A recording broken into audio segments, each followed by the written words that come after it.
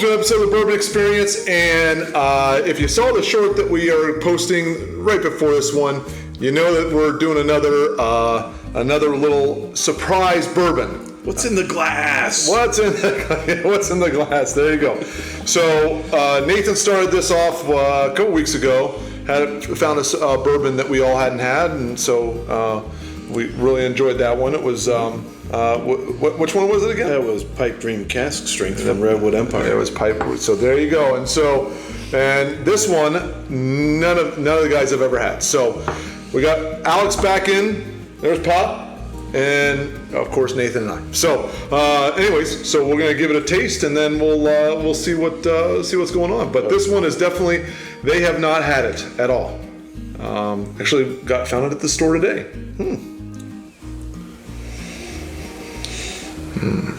Yeah, we got a text from him earlier today saying, "Sorry guys, we got to do 2 videos today." Yeah, right. And I responded with, "Oh no, please, say it ain't so." You mean one today and one tomorrow or next week? Next week, we never do the same 2 videos on a day. Not a chance, right? Would never happen here. Those legs are holding on. Yeah, it's got a good garter belt to it, which means it's probably pretty viscous. I'm sorry, that's your line. It's funny that's my line somehow. I'm not the one that uses it a lot. Denied. Just deny it. Just deny it. What kind of aroma are you getting? Bourbon. Yeah. No shit. It's got some power to it. I would say it's probably over 100. Okay. Is that a little nuttiness, maybe? I get cherry. Is this a weeder? I get like a cherry cola. Actually, believe it or not, I didn't know this until I looked it up. It's got 5 grains. 5? 5 grain? 5 grains. Like Penelope? Penelope's 4. Yeah, Penelope's a 4 grain. Oh, that's right. It's only 4. So This 5. is a 5 grainer, which I don't think I've ever had a 5 grainer before. So that means they put in stuff. It's like malted oats or something. Yeah, no, I'll tell you. We'll go over that in a second. It's hard to nail down. There's a different. Like 1 minute I'm getting cherry and that wheat, and then that I have to look for it a little bit, but the normal caramel is more toffee on this one. Yeah, it's not. Yeah. I don't get a whole lot of the caramel or It's toffees, but it's hard to get into it. Like the typical kind of oak vanilla stuff, the caramel stuff, it's not here. I mean, it smells like it's like they're all kind of combined and molded together completely, not distinct one from the other. Yeah. But I definitely pull like a cherry. See, I'm not getting cherry at all. Really? I think it's heavy on the wheat. I get like a because I'm getting that. Like a cherry cola type, Yeah. Almost like when you smell cherry Coke that's like fizzing. Mm-hmm. Very fizzy. You get that fizzy smell to it. Mm-hmm. Flavor-wise is different. That is very different. What we would anticipate to be kind of like an oily thing, it's actually a little thinner on the palate than what I was anticipating. I thought so too. Boy, that is different. It finishes sweet. Like the tannins are there, but you can feel that dryness happening. Kind of some molasses type. Kind of a molasses sweetness type thing. Oh, and when you go back, the cherry's gone, It's and new riff. you're just getting that cola. It is not. It is not a new riff. But when you go back, that cherry is gone, and it's just straight cola, like flat cola. That's interesting. I could see that. Yeah. Yep. Well, there's something else there in that nose that hit, and it caused something to go on there, and then it just vanished. Yeah. I mean, it's real brief, but it's pleasant. That finish, I almost get a little bit of black licorice on the finish. So I've heard of something recently from one of the YouTube channels, and I couldn't tell you which, talking about something where there was a different kind of grain that was used, and I'm trying to recall what it is. Yep. And if it's what I'm trying to recall, when you pull this thing Yep. out, it'll. Yeah. I have no clue what it is. It's not bad. It's No. tasty, but I like it. it's unique. What have we had that every time we have it, something that is of the same brand, we go, oh, that's different than what we've had compared to other things. That's why I asked the new riff. Yeah. So we'll ask the same question that you did with me when I did the. Do you have something similar, same brand on your shelf? Yes. Okay. Yep. I mean, Penelope's the only thing So that comes to my mind. Nope. Not Penelope. But that's a good guess. That's fun. I know, right? That's fun. Have we had this one a lot? The brand Here and there. Mectors? No. No.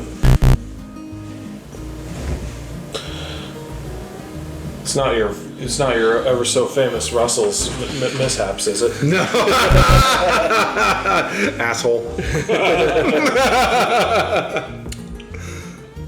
Is it one of? Is it your Old Redwood Forester? Empire? Oh. So Redwood Empire, the Grizzly Beast, Beast. that's their bond. Oh. Is that The bottled in bond. bottle? Oh, So apparently, what's in the glass is being co-opted completely by Redwood Empire. It's a conspiracy, man! You had said kind of like an effervescent kind of thing, and that's exactly what I got with the Pipe Dream Cask Strength. Yep.